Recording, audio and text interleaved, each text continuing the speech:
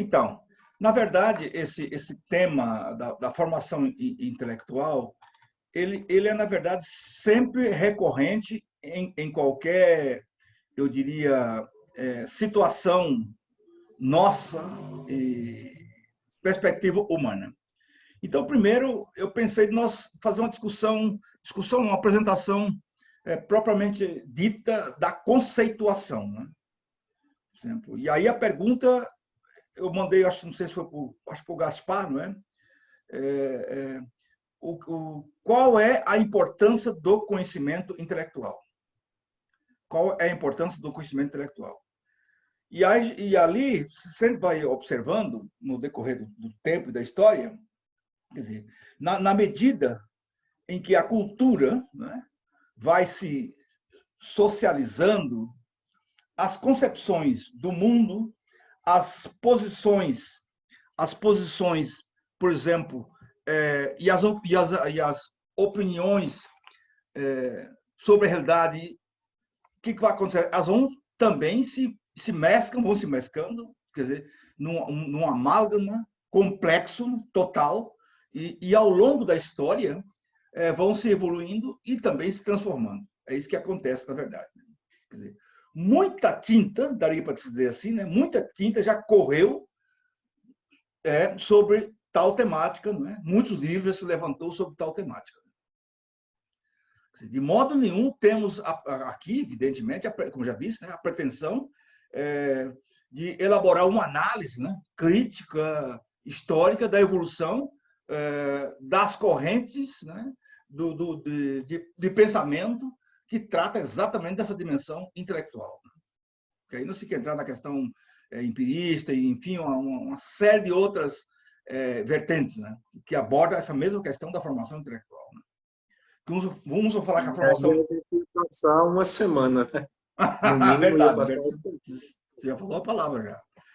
Porque um vem a vertente empirista, outro vem a vertente racionalista, só aí já daria um embate dramático do ponto de vista, vamos chamar assim, do embate mesmo epistemológico. Né?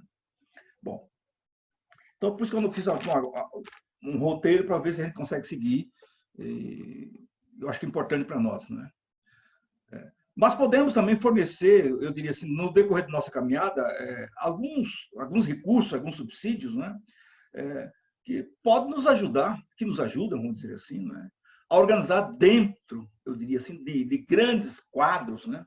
Também a pluralidade dos elementos culturais, né? Pré-jacentes, vamos chamar assim, a nossa maneira, né? De ver, de enxergar, né? O mundo, né? Que nós vamos chamar aqui de cosmovisão. E eu diria que são os elementos que, para podermos ver melhor como é a realidade. Essa é um pouco pretensiosa, essa afirmação, de como podemos ver melhor a realidade. E aqui eu sempre gosto de usar uma metáfora. Né?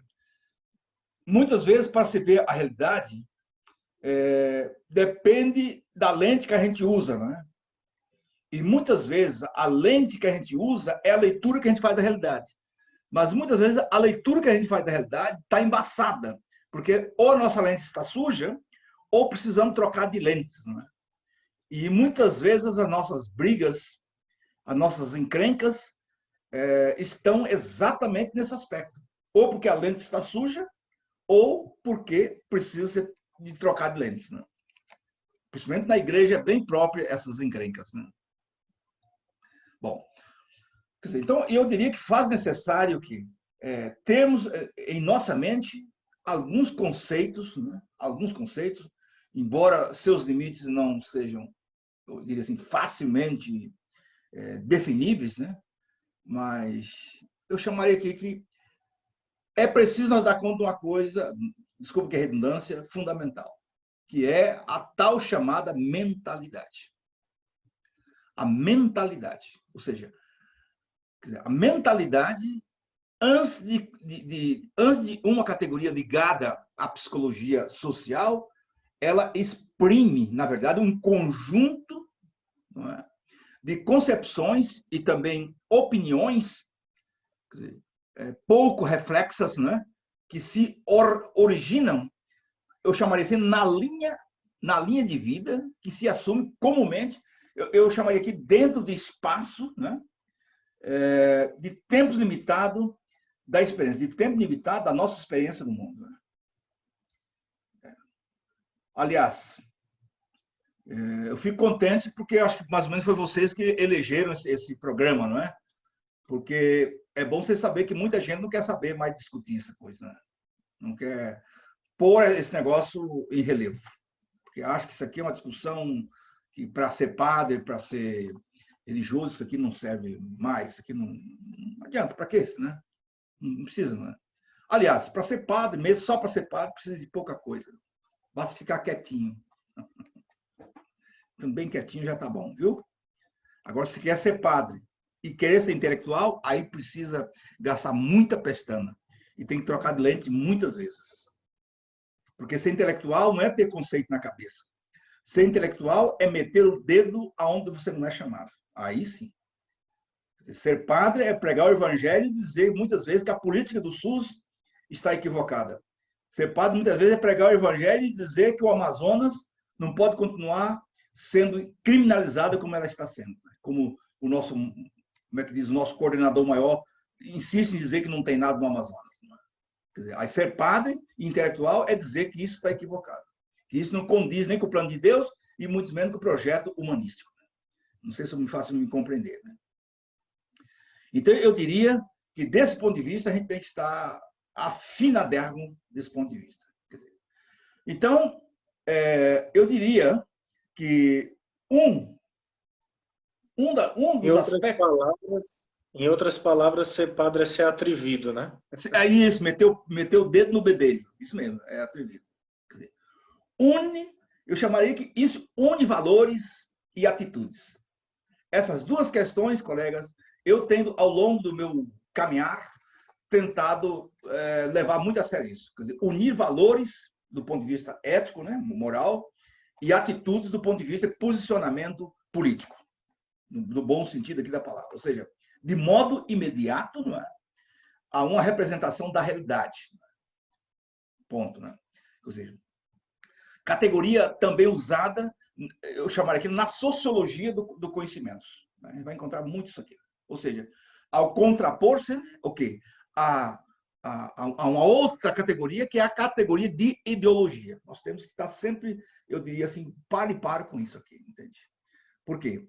Enquanto a mentalidade, ou enquanto mentalidade, pertence, veja bem, ao mundo mais espontâneo, não é isso? O mundo mais espontâneo. E a ideologia se coloca ao lado de quê? De sistematizações coerentes, racionais e interessadas. Por que eu estou dizendo isso aqui? Para nós, de uma vez por todas, também superar o preconceito que nós temos contra a ideologia. Que muitas vezes falou a palavra ideologia para que jogar veneno nas coisas. Não. Todos nós temos ideologia. E, aliás, ouso dizer uma coisa mais talvez, apertada aqui. Até eu digo, não tem fé sem ideologia. Se vocês vão pegar aquele livro do Sobrino, né, do John Sobrino, A Cristologia da América Latina, ele vai dizer claramente isso, que não existe fé sem ideologia. Tá? Por isso que a gente tem que estar pronto a discutir. A ideologia é para ser discutida. Tá? Então, a ideologia, propriamente dita, ela é a expressão de interesses racionalizados, né, de um grupo ou classe. Ponto. Né? Ideologia é isso. Né? Enquanto que a mentalidade, veja bem, enquanto que a mentalidade ela tem uma finalidade integradora num grupo buscando coesão. Eu não sei se estou sendo claro aqui, tentando fazer essa definição. Veja, a mentalidade está comigo, entende? E a ideologia já é um instrumento de ação intelectual. É claro isso? Então, talvez eu estou sendo muito gramsciano demais aqui. Não sei se os dois colegas acompanham essa situação, porque, no fundo, é o que eu estou tentando dizer aqui, que mente, ideologia e racionalidade e intelectualidade são o engenho do pensar. Formação intelectual vai ter que lidar com isso. E a gente vai escutar muito por aí que não pode... mas muitas vezes é só preguiça mental. Tá? Preguiça mental. Acomodar-se para não pensar. Que é coisa que está muito própria na vida religiosa ultimamente. Vocês desculpem estar dizendo isso aqui de arrancada, porque eu tenho um compromisso de dizer isso. Agora, o esquema mental, o esquema mental que usaremos agora aqui nessa nossa conversa, eu queria dizer o seguinte, que esse vocábulo, ou seja, esse sentido de esquema propriamente dito aqui, sugere o quê? A significação de duas coisas, de figura ou forma, que representam os elementos essenciais de um objeto, tá bom? Então, esquema mental é isso, para mostrar, quer dizer, uma representação elementar essenciais de um objeto, figura ou forma de um objeto. Bom, com esse termo que nós estamos usando aqui, vamos chamar assim, queremos simplesmente exprimir a unidade, vamos chamar assim, mais ou menos, diga assim, né, coerente e também organizada em diversos níveis de explicitação, né, vamos chamar assim, de nosso universo de compreensão e valorização e atividade. Beleza? Então, por isso, colegas, que, com o termo mental, veja, com o termo mental, por isso que para o inglês mind significa espírito, mente, né, etc. Nós queremos indicar o quê? Queremos indicar a importância da inteligência. Viu? Quando nós falamos de mente, nós queremos mostrar a importância da inteligência na organização, veja bem, na organização, sobretudo na experiência de tal esquema mental. É claro isso? É tranquilo, não é? Veja bem.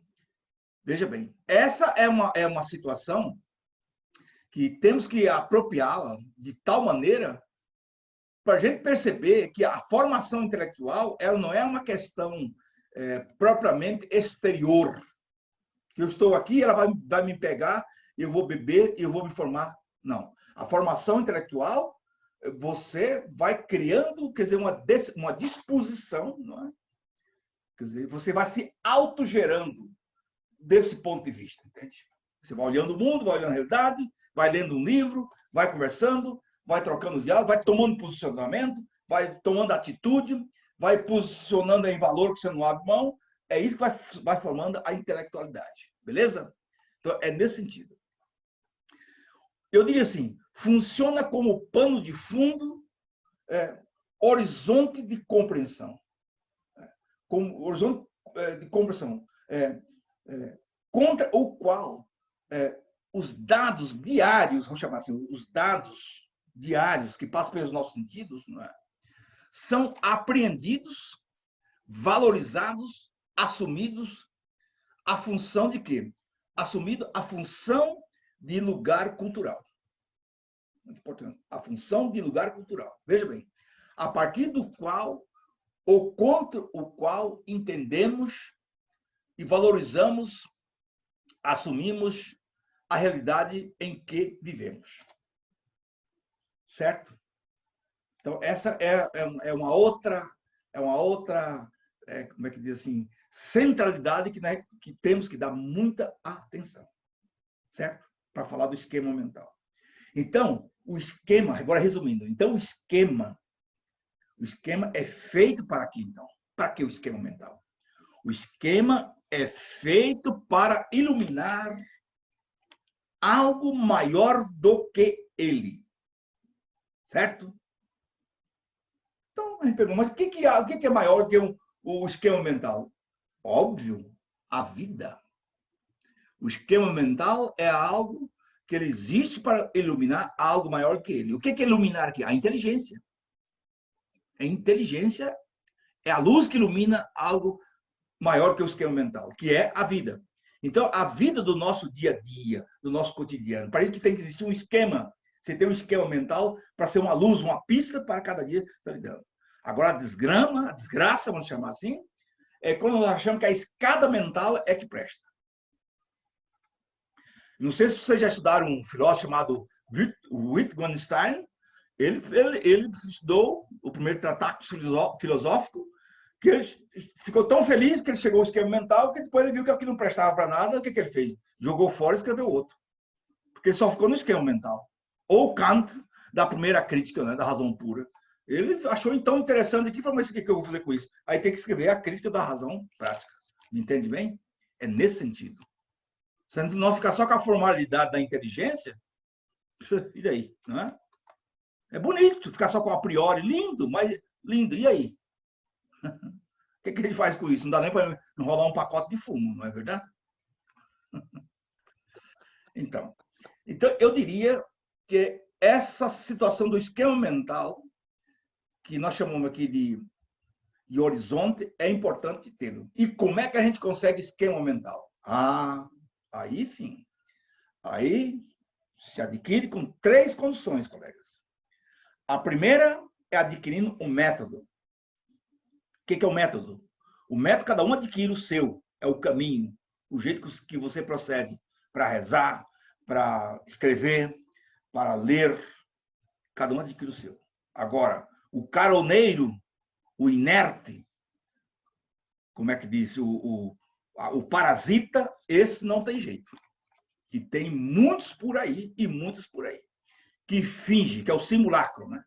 Finge ser até intelectual. E como tem por aí, entende? Inclusive padres que fingem. Lamentavelmente. Compreende? Aí não tem jeito. Não tem método. Pode notar. Tá por aí, tá cheio desses rapaziada por aí, que passa pelo seminário comendo pão e manteiga, mas do ponto de vista de metodologia, do ponto de vista de apropriação de qualquer coisa, 0 ao quadrado. Tá? Então, a primeira coisa, então, método. A segunda coisa, paradigma científico, seja ele teológico, pedagógico, seja ele jurídico, seja ele filosófico, não importa o paradigma, você tem que ter um paradigma, um modelo de ciência na cabeça. Compreende? Para depois chegar na ponta, o quê? Para você se sentir sujeito, condutor de processo. Entende? Aí você pode falar que você é um intelectual orgânico. O que é um intelectual orgânico? Aquele que medeia processo. Aquele que medeia processo. É nesse sentido. Beleza? Então, do ponto de vista cultural, a nossa cabeça é muito mais complicada, não é? Muito mais complexa, pois, dependendo do assunto, vamos chamar assim, usamos dados próprios do século XV lá atrás. Esse é o negócio, entende? Dependendo da cabeça, usamos dados próprios, quer dizer, do típico do século XV. Mesmo, veja bem, mesmo estamos vivendo agora, fresquinho, no século XXI. Em outros assuntos, usamos dados de nossa própria época, e assim vai. Olha, colegas, eu tenho encontrado situações por aí, muito recentemente, e vou dizer bem claramente, de seminaristas, que eles estão vivendo situações não estou dizendo que isso é mal ou é ruim, mas estão ainda, acho que não chegaram à primeira ilustração ainda da primeira Revolução Francesa. Eu acho isso uma coisa tremenda. E estão achando ótimo, maravilhoso. Depois, no final, vocês me lembram, eu quero contar se eu me lembrar, eu quero contar algo que aconteceu até na nossa província, alguém fazendo um grande tema, querendo voltar a um assunto para trás do Vaticano II. Porque se encantou com a estética lá e acha que aquilo é o modelo, é o jeito de ser, assim por diante. Infelizmente. Então, eu diria que tudo isso, colegas, nos leva a um segundo ponto fundamental, que é o quê? As relações fundamentais do ser humano. As relações fundamentais do ser humano. Quer dizer, a formação intelectual, que nós estamos tentando aqui dizer o que é isso, né? É, no fundo, o quê? É levar a esse estabelecimento de linhamento ou de relações fundamentais com o ser humano. Do contrário, não niente.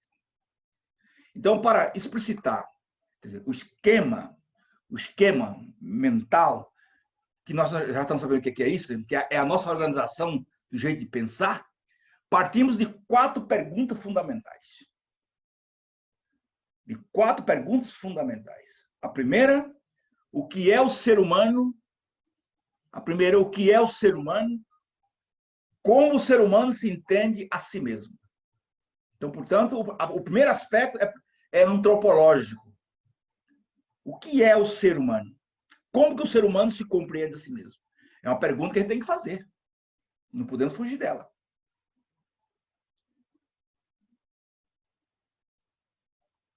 Outra questão. O que é a sociedade? O que é a sociedade? Como os seres humanos se relacionam com os outros? Como estabelecemos aliança com os outros? A outra questão. O que é o mundo? Qual é o sentido da nossa vida? Qual é o papel do transcendente? Está aí o colega aqui, aí da... Qual é o papel do transcendente? Veja que volta, né? Essa história de dizer que a Idade Média é a idade da obscura, que a Idade Média é uma piada, não sei o quê, vão ter cuidado com esse troço, né? Que não é bem isso, não. Pode falar. Com certeza. Foi uma das coisas que foi mais trabalhado lá na universidade, na cadeira de filosofia medieval, foi justamente esse conceito de idade das trevas, né? Que foi postulada fazendo um contraponto ao iluminismo. Né? E, o professor, na época, nos mostrou, através dos textos, que, na verdade, não tem nada de idade das trevas, né? Ao contrário. Exatamente. O mundo estava passando por uma modificação, era uma modificação lenta, a ciência também estava numa modificação lenta, estava havendo descobertas, lógico que estava tudo preso na igreja, a gente não pode negar isso, né? Porque era onde estavam todos os pensadores, não se poderia pensar nada fora da igreja, mas que havia sim uma evolução que estava ocorrendo, né? Então não era nada desse termo que a gente escuta muito sobre a Idade Média. E eu acho, viu, Gaspar, não é fazer apologia, não pode fazer apologia, mas ao mesmo tempo não pode cair nessa carona barata, não é?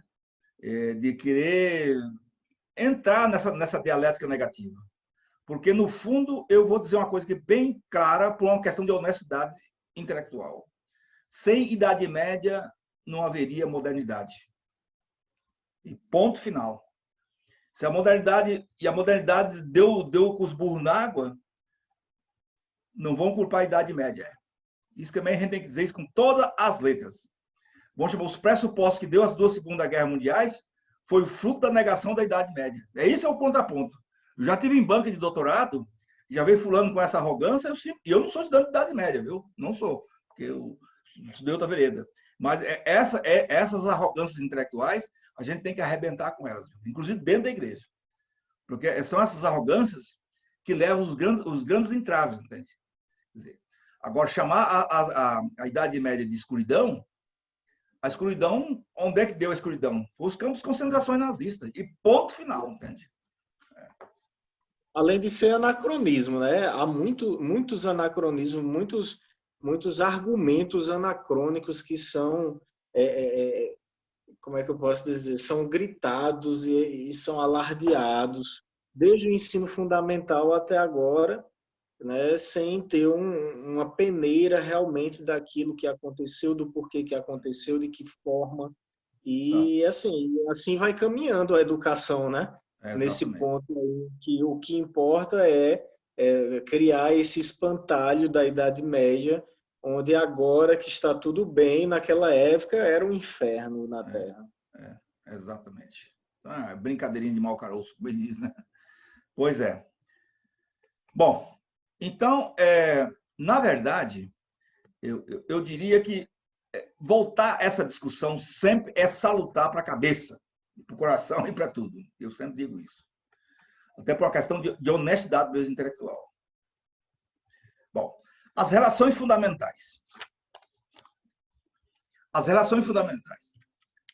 Eu diria que, para explicar o esquema mental, como eu já disse, são necessárias essas perguntas metodológicas e nós esbarrar qual é o papel, não é perguntar o que é o transcendente, mas perguntar o papel. E aqui vale a pena uma coisa, o seguinte, ó, o transcendente é uma coisa, transcendental é outra coisa. Transcendental é o movimento da nossa mente. Que quem levantou isso com propriedade foi Immanuel Kant. Tá? Transcendente é perguntar pelo divino. É uma pergunta salutar para quem quer pensar com coerência. Bom, então veja bem, então, a maneira de compreender as suas respostas se funde na unidade existencial e cultural de nosso esquema mental. Essas perguntas que fizemos, na verdade, eu diria assim, as suas respostas, a reação a elas, se funde na unidade existencial, portanto, né, de cada sujeito e, evidentemente, de cada contexto, de cada cultura, mas em nosso esquema mental. E aí vem um problema fantástico, né, que todo ser humano, portanto, toda mulher e todo homem, são duas coisas, consciência e liberdade. Só que, de vez em quando, a gente esquece isso. Né? Que o ser humano é consciência e liberdade. E aí eu acho que você que está nessa fase de formação, de vez em quando tem que bater nessa chavezinha.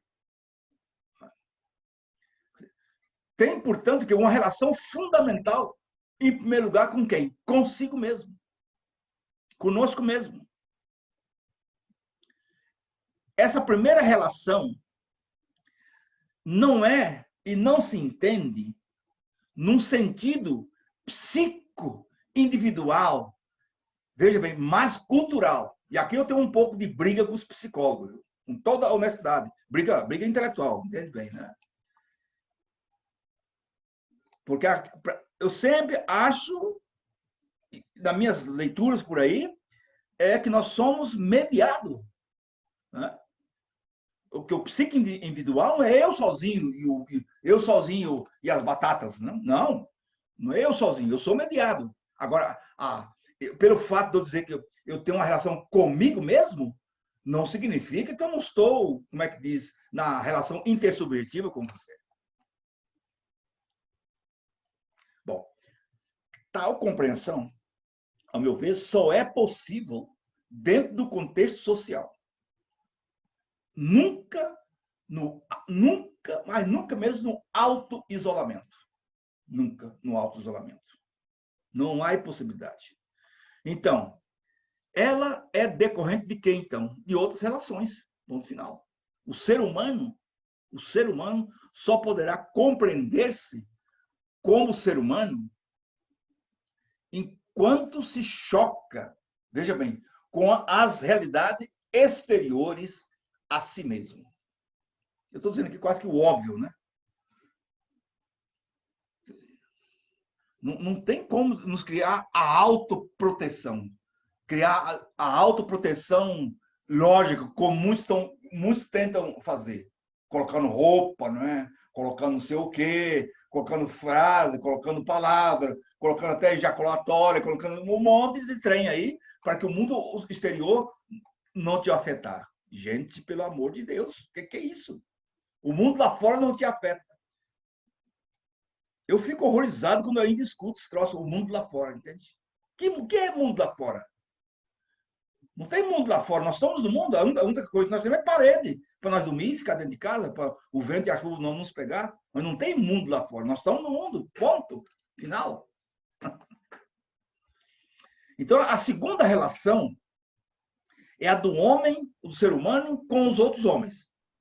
André, essa ideia aí do mundo lá fora é a mesma coisa do morrer para o mundo, né? A mesma. É uma coisa que eu sempre fiquei me perguntando. Não, eu morri para o mundo. O que quer dizer isso? O que é o mundo nessa frase, né? Que conceito é esse, morrer para o mundo? Porque você se torna algo extra-mundos. Enfim, é bem complexo, né? Morrer para o mundo é como que dizer o seguinte, você está neutro. Você não pertence aos conflitos históricos, né?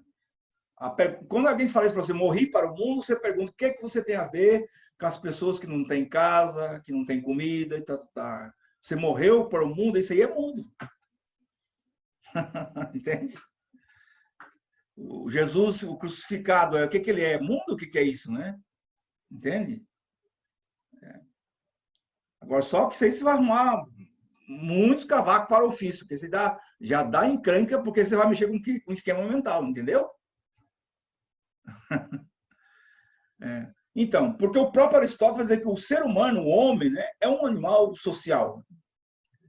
Vive inserido numa sociedade, onde mantém inúmeras relações. Não há maneira. Eu fico muitas vezes me perguntando, colegas, se isso não é falso demais, quando está cheio desse discurso que nós estamos numa sociedade individualista, que o individualismo tomou conta. Rezai, Senhor, para que o individualismo... Será que isso é verdade, colegas? Eu muitas vezes fico me perguntando se isso não é uma carapuça falsa que nós estamos bebendo dela, entende? Eu já parei muitas vezes para pensar sobre isso. Se isso tem realmente fundo de coerência histórica, entende? Bom, compreende-se, eu diria assim, fazendo história, todos nós. Nós compreendemos, nós compreendemos, nós nos entendemos fazendo história. Quer dizer, naturalmente, o tipo de consciência